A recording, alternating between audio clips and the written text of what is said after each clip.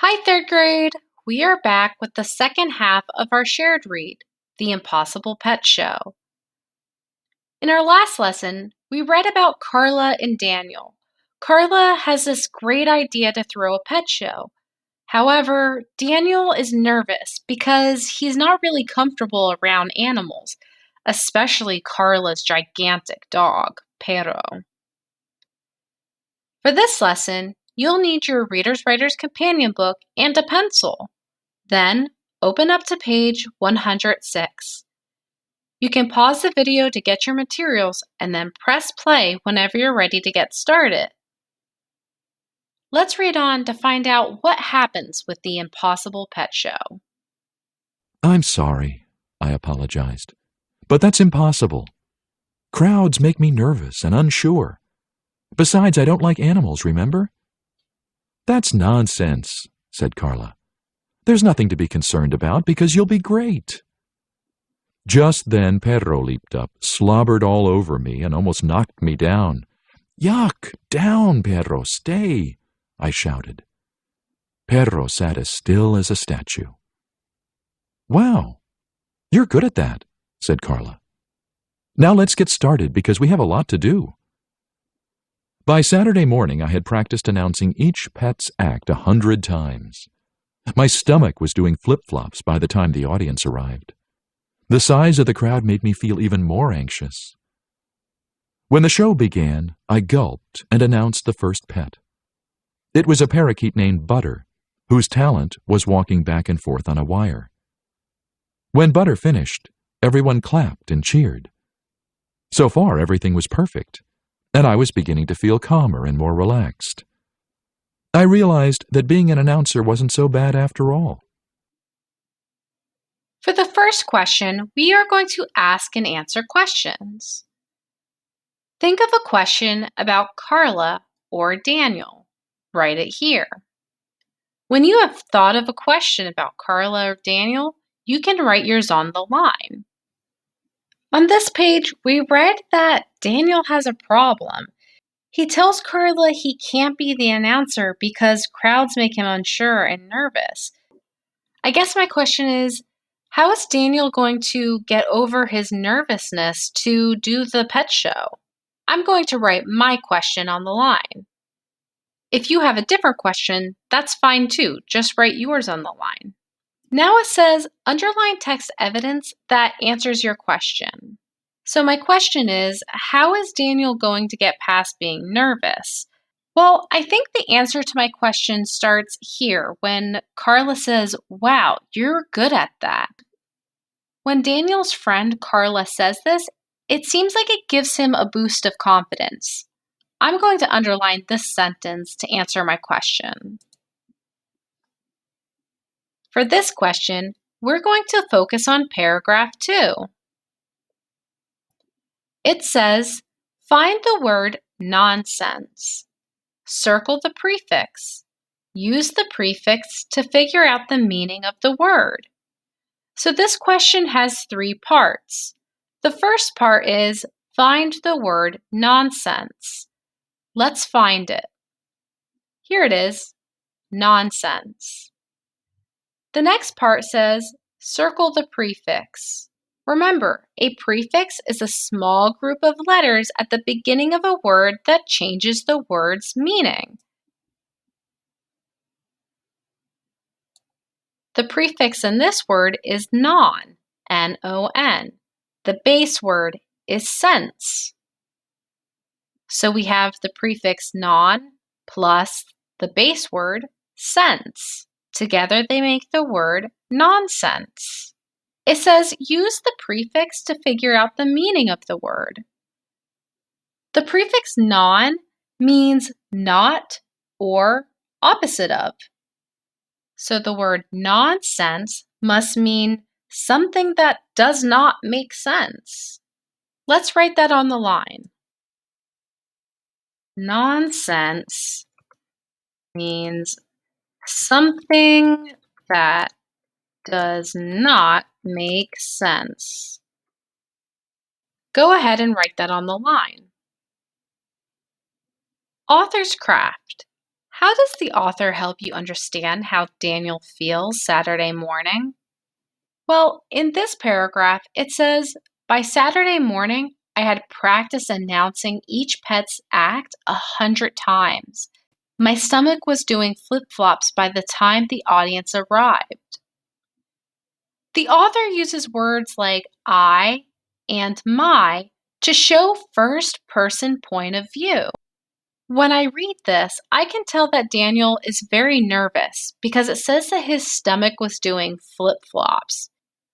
Let's continue reading to see what happens next.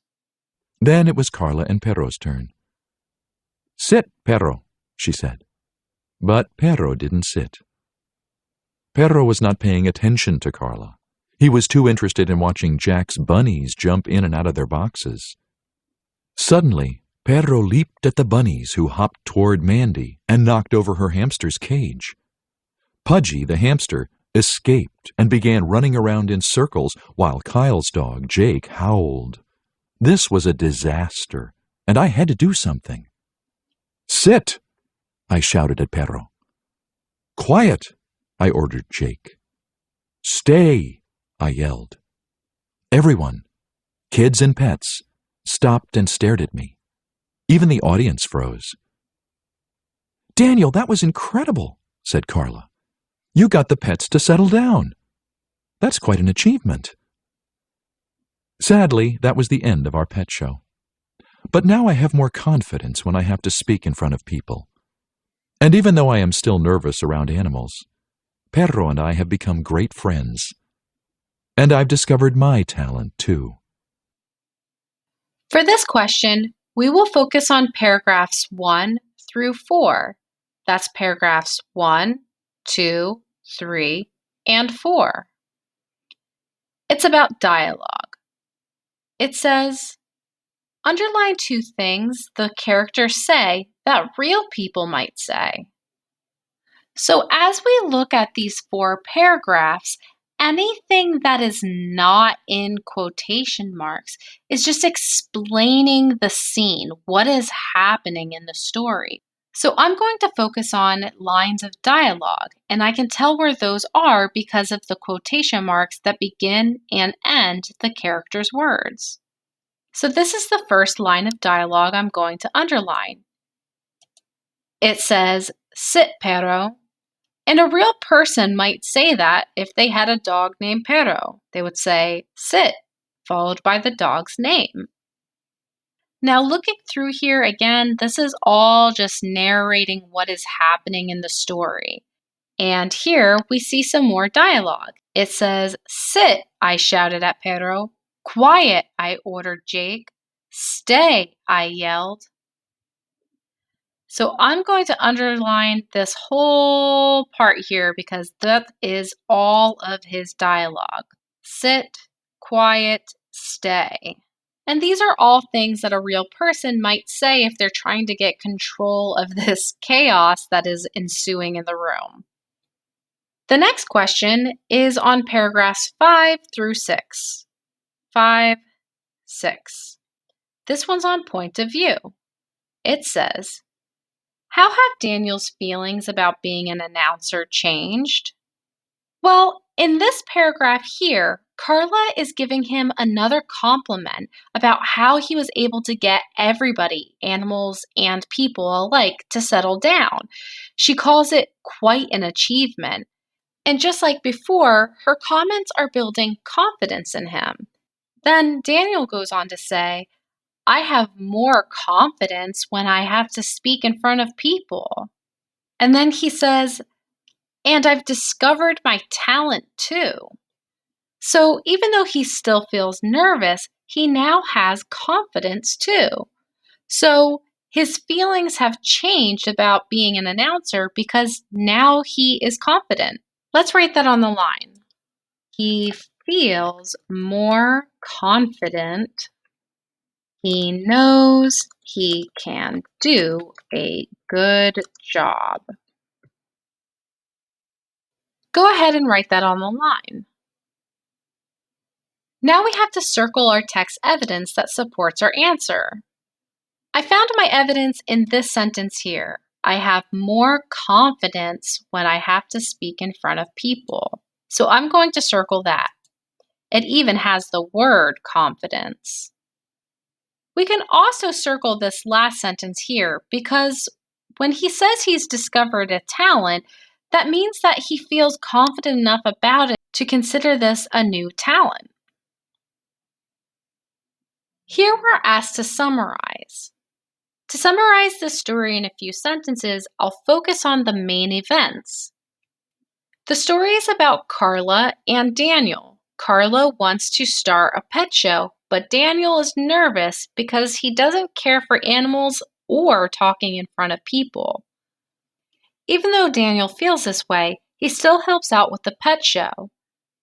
All seems to be going well until chaos ensues among the animals and children. But Daniel is able to get control of the situation. He gains confidence and discovers this as a new talent. All right, boys and girls, that is the end of our shared read, The Impossible Pet Show. Thanks for watching, and bye for now.